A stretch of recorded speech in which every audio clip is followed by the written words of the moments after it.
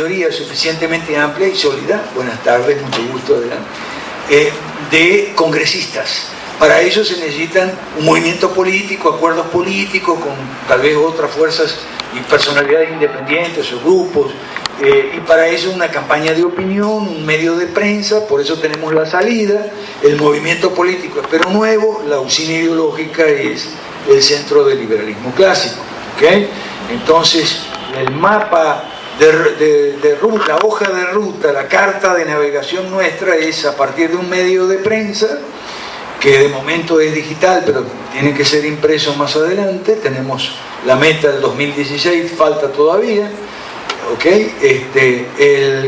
Ahí vamos construyendo un movimiento de opinión, con reuniones como esta, como Rosita muy bien explicó, vamos a hacer otras próximamente. Vamos creando un movimiento de opinión a favor de en contra de las leyes malas y a favor de las 5 reformas, ¿ok? Que algunos son las que algunos llaman reformas micro, otros llaman reformas estructurales, otros llaman que son reformas pendientes desde los 90 que no se hicieron, porque en los 90 nos dijeron que primero había que corregir los números macroeconómicos y entonces después se iban a hacer las otras reformas y resulta que nunca se hicieron. Y eso fue en el Perú, pero también el mismo escenario se repite en otros países de América Latina. ¿Okay? Entonces, para eso necesitamos una encuesta para saber, claro, primero una campaña de opinión para explicarle a la gente los 3 sistemas: mercantilismo, que el capitalismo liberal, que es bueno. Lo que queremos es rehabilitar el capitalismo liberal, queremos legalizar el capitalismo, ¿okay?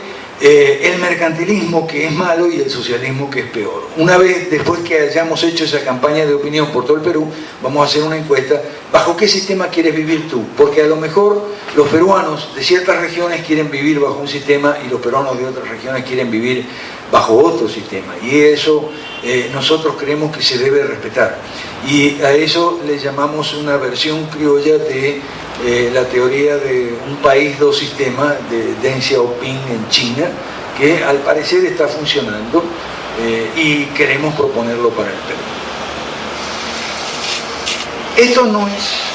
Esto no es un trabajo de ayer ni de anteayer, ni es un trabajo de una sola persona o un equipo de gente iluminada. Esto es un trabajo de muchos años de esfuerzo, y muchas personas intervinieron, algunas de las cuales están aquí. Voy a mencionar, otras fallecieron. Quiero mencionar en primer lugar al doctor Manuel Ayau. Trabajamos mucho esto en Guatemala antes de que él falleciera. Y a mi otro gran maestro, Alberto Venegas Lynch, del ESEADE de Buenos Aires. Y con mucha gente que hace muchos años venimos en toda América Latina trabajando. Por ejemplo, quiero mencionar a Héctor Ñaupari, que está aquí con nosotros hoy, nos honra con su presencia. También a Milton Vela, Charles Filbro, que tuvo que viajar inesperadamente, iba a ocupar la mesa, y otros más recientes como Arturo Valera y Claudio Sola, sin cuyo aguante y resistencia, esto y lo que viene después no hubiera sido posible ni sería posible. Lo que viene después es lo que le proponemos a la gente. ¿Y por qué digo le proponemos a la gente? Mire, porque esto nace. ¿Por qué esas 5 reformas? Bueno, porque nosotros desde hace muchos años, muchos liberales hacemos encuestas y sabemos hacer y leer encuestas. Aquí hay uno de ellos, Milton Vela, y Patricia Carrera también. Entonces resulta que en las encuestas hay unas preguntas que siempre se hacen, nunca faltan. ¿Cuál es el principal problema de tu país? ¿O cuál sientes que es el problema de tu país que más te afecta?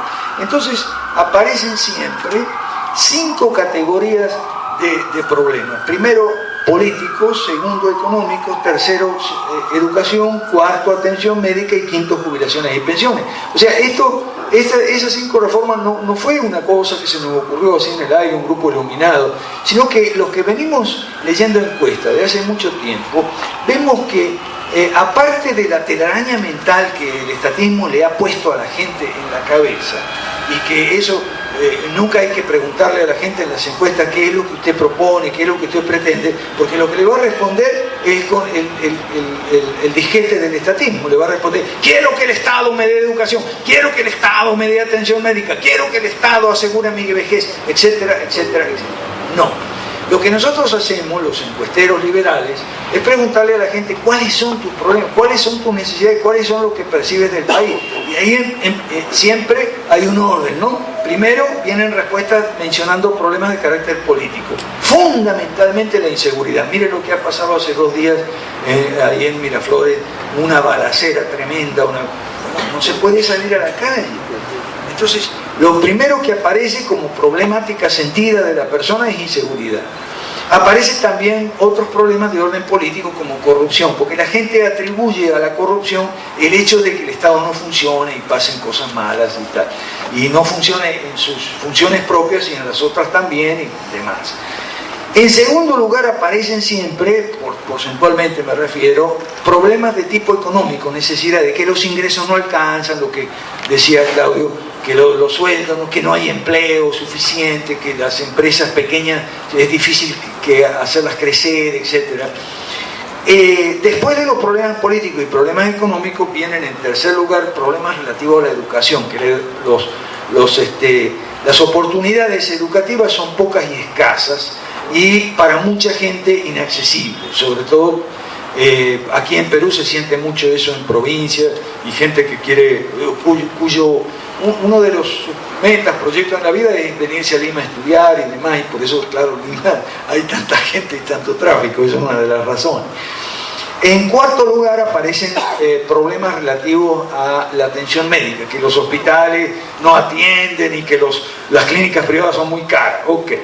Y en quinto lugar, que las pensiones son muy magras y las AFP son muy caras, los planes de pensiones. Las pensiones estatales son muy casi miserables y las AFP son muy caras. Entonces, en función de esos hallazgos en las encuestas, nosotros venimos, como digo, hace muchos años y en compañía de mucha gente, muchas personas de distintos países que han trabajado en esto, y seguimos trabajando en esto, en este proyecto que es para el Perú y para toda América Latina, la gran devolución. ¿Okay? Un breve diagnóstico, resumidamente. Ok, perfecto, esas son las necesidades. Por otra parte, fíjense que en alguna medida el orden es importante, porque la inseguridad se refiere a la vida y es lo primero, ¿no? La comida y la parte económica es lo segundo, y lo tercero que piensa una persona, lo más importante, lo más crítico en su vida, es la educación para uno y para sus hijos. En cuarto lugar la parte médica, y en quinto lugar el futuro. Eso es un orden lógico, si quieren, tiene algo que ver con la jerarquía de necesidades de Maslow. ¿Okay? Ese es un orden bastante lógico, incluso sigue el ciclo un poco de la vida, ¿no? O sea, a medida que nos vamos haciendo más viejos, eso lo puedo decir yo por experiencia, a medida que, entonces ya los problemas médicos y por supuesto el futuro, el retiro y demás, entonces el orden de esos 5 temas, de esos 5 puntos es importante. Diagnóstico, muy resumidamente, aquí está hecho el diagnóstico más en extenso, pero resumidamente, en los 5 puntos, esta es nuestra señal, en los 5 puntos, en política y en economía, 1 y 2, vemos un Estado obeso y una economía raquítica, excepto la minería, la gran minería en el Perú. ¿Okay? Un Estado obeso y una economía raquítica. ¿Por qué un Estado obeso? Porque ha estado usurpando 3 cosas de la gente, de los privados, de la sociedad civil, de las instituciones naturales, voluntarias, de las instituciones privadas. Las 3 cosas que ha estado usurpando, el Estado usurpador, ese es el estatismo, han sido funciones y actividades, por naturaleza propia privadas, poderes supuestamente que necesita para cumplir esas funciones, y cada poder que el Estado usurpa es una libertad menos que nos queda a nosotros, y recursos. Por eso está obeso. Recursos, dinero, recursos económicos, financieros. Entonces, la gran devolución trata de devolver esas tres cosas, de que el Estado usurpador devuelva a la gente funciones y actividades, desde agricultura hasta educación, etcétera, prensa, televisión, radio, etcétera, que se ha reservado o la propiedad o el control absoluto, que devuelva funciones, que devuelva poderes, es decir, libertades, y que devuelva recursos. Por eso le llamamos la gran devolución. Entonces, esas son las dos primeras reformas.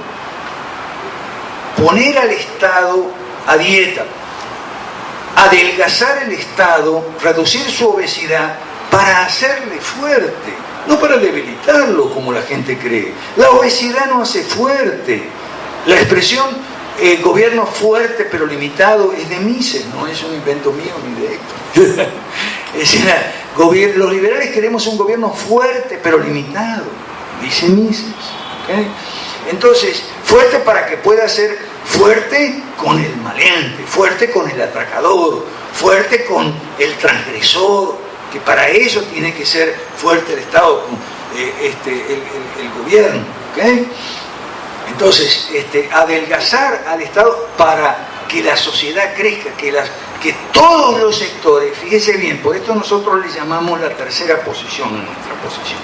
Nosotros queremos que todos los sectores de la economía, desde la agricultura hasta el transporte, los servicios, pasando por las industrias de transformación, materias primas, bienes intermedios, semiterminados, etcétera, que todos los sectores de la economía tengan al menos las mismas oportunidades o más que hoy tiene la gran minería, para tener un crecimiento más parejo, más equilibrado, claro, dependiendo de las oportunidades en términos de ventajas comparativas y competitivas, pero esos son los empresarios los que tienen que descubrirlo. No es que el Estado dice, como dice ahora, bueno, no, pero somos un país minero, entonces la minería, la gran minería es el único sector prácticamente donde va a haber inversión en gran escala, donde va a haber producción masiva, incluso exportación, donde va a haber buenas ganancias jugosas para repartir las empresas de la gran minería con el Estado,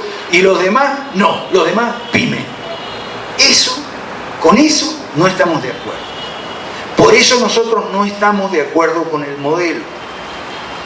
Pero como somos decididamente, por lo menos los del grupo de derecha, es decir, somos en favor del capitalismo liberal, de derecha no mercantilista, como bien aclaró Rosita.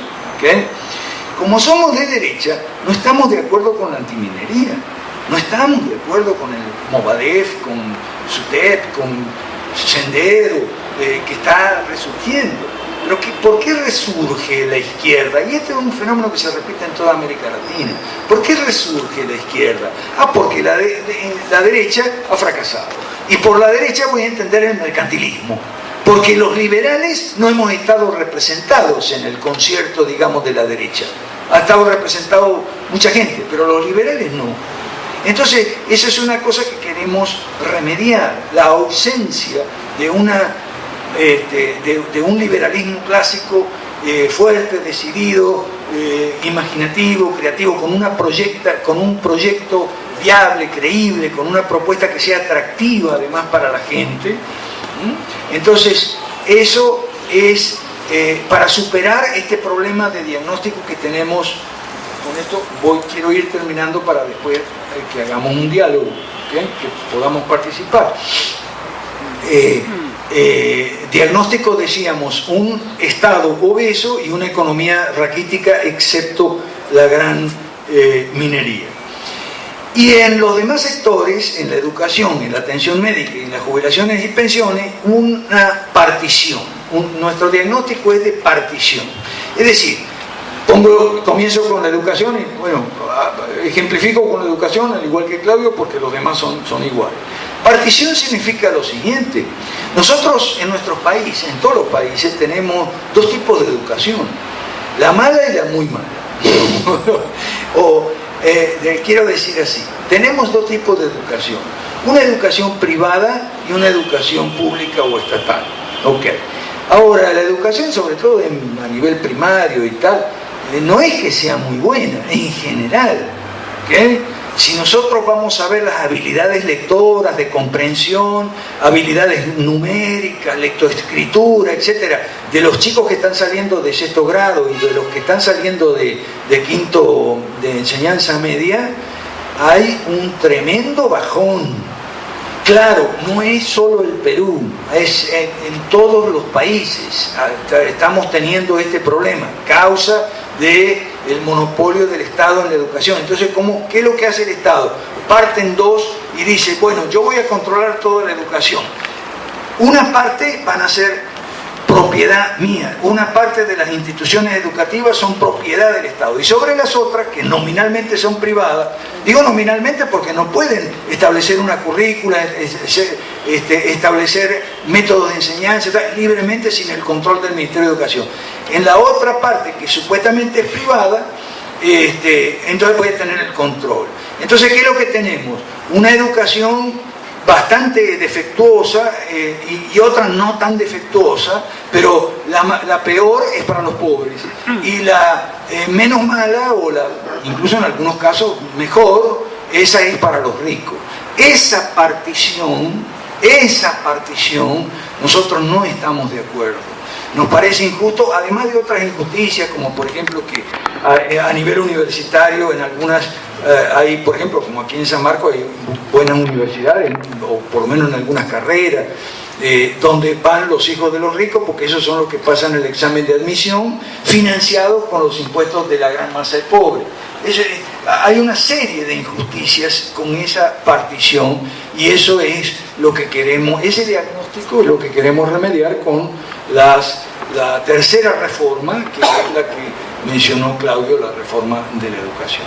En la atención médica, yo siempre digo atención médica y no salud, porque esa es una trampa con el lenguaje que hacen los estatistas, ¿no? En la atención médica tenemos lo mismo, una partición, unas clínicas privadas que son muy buenas, pero esas son para los ricos nada más, y unas postas ahí miserables, esas son para los pobres. ¿Qué clase y eso es producto de la izquierda, ¿no? Eso es producto de la izquierda. Eso queremos remediar. Para eso es la cuarta reforma. En jubilaciones y pensiones, a diferencia de los otros dos sectores, del 3 y el 4, en el sector 5 ya se adelantó, en Perú y en América Latina se adelantó algo, pero hay que completar el trabajo, ¿okay? Y es lo mismo, la partición y la solución es la misma. Es decir, la solución es lo que mencionaba Claudio, la parte que es de propiedad del Estado entregada a los particulares, que son sus operadores naturales, o sea, los maestros y profesores, en el caso de las instituciones educativas, los hospitales, ambulatorios, postas, en el caso de la atención médica, y la seguridad social del Estado, en el caso de las jubilaciones y pensiones, y decirle, bueno, ahora esto es de ustedes, en pago por obligaciones pendientes, ustedes pueden ahora de adelante cobrar en sus servicios, y entonces van a decir, ay, los pobres, bueno, no se preocupen, para los pobres, transitoriamente, hasta que dejen de ser pobres, tenemos 3 series de bonos o cupones para pagar la educación, para pagar la salud y para pagar un plan mínimo, digamos, de jubilación, retiro, digamos. Finalmente, tenemos una estrategia también, y esa estrategia es, le llamamos plan A y plan B. ¿Cuál es el plan A y cuál es el plan B? Bueno, brevemente, sintetizando, el plan A es la derogación de las leyes malas y las 5 reformas en todo el Perú, pero para eso necesitamos más o menos unos 72 congresistas liberales. ¿Okay? Y aquí está mejor explicado, ¿no? O sea, no quiero abusar del tiempo, aquí está bien explicado. Hemos hablado mucho de que estos liberales pueden ser distintos partidos políticos. Puede haber un partido liberal de inspiración cristiana evangélica, puede haber un partido liberal de inspiración cristiano-católica, puede haber un partido liberal de inspiración laica, puede haber un partido liberal de inspiración empresarialista, y puede hasta haber un partido liberal libertario más o menos ácrata o ácrata, como hay algunos por ahí. ¿Ok? ¿En qué podemos toda esta gente estar de acuerdo? Bueno, yo pienso que podemos estar de acuerdo en 2 puntos nada más: derogación de las leyes malas y 5 reformas. Si lo hacemos, podemos tener unos cuantos congresistas liberales en el 2016. Si son más o menos 72, podemos hacerlo en todo el Perú. Y si no, supongamos que sean, no sé, 30, 25, 20, tipo Abraham, ¿no? 30, 25, 20, bueno, aunque sean 30, 25, 20, esos van a surgir de ciertos sectores geográficos de Lima o de la costa, de la sierra o de la selva. Entonces, el plan B. ¿Cuál es el plan B? Bueno, el plan B es al estilo chino, un país, 2 sistemas. Presionar, traer gente de esos lugares, de donde sean originarios los congresistas, y insistir en que en esos departamentos, en esos municipios, en esas regiones, o en esas ciudades, o en esos sectores de Lima, se pretende ensayar con otro sistema. Y a ver que la gente, que ocurra como en China, que la gente vea la diferencia, que la vea con sus ojos, que lo palpe, que vea que donde hay comunismo, estatismo extremo, hay pobreza extrema, y la gente no es feliz y busca emigrar, y donde hay capitalismo liberal, hay prosperidad, hay riqueza, ingreso sólido, y la gente tiene mejor nivel de vida. Así no es muy complicado como dice Claudio. Muchas gracias, y ahora, si les parece bien, vamos a...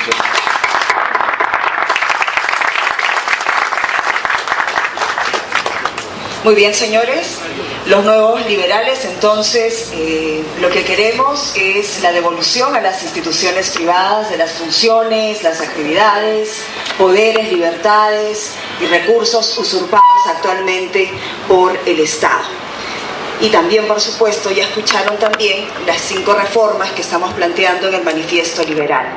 Vamos a dar paso a la intervención de ustedes, porque es un auditorio respetable, muy atento, y queremos escucharlos brevemente, y por supuesto serán absueltos tanto por el presidente del Centro de Liberalismo Clásico como también por el presidente de Perú Nuevo. Adelante, señores. ¿Quiénes desean intervenir? A ver, comenzamos con el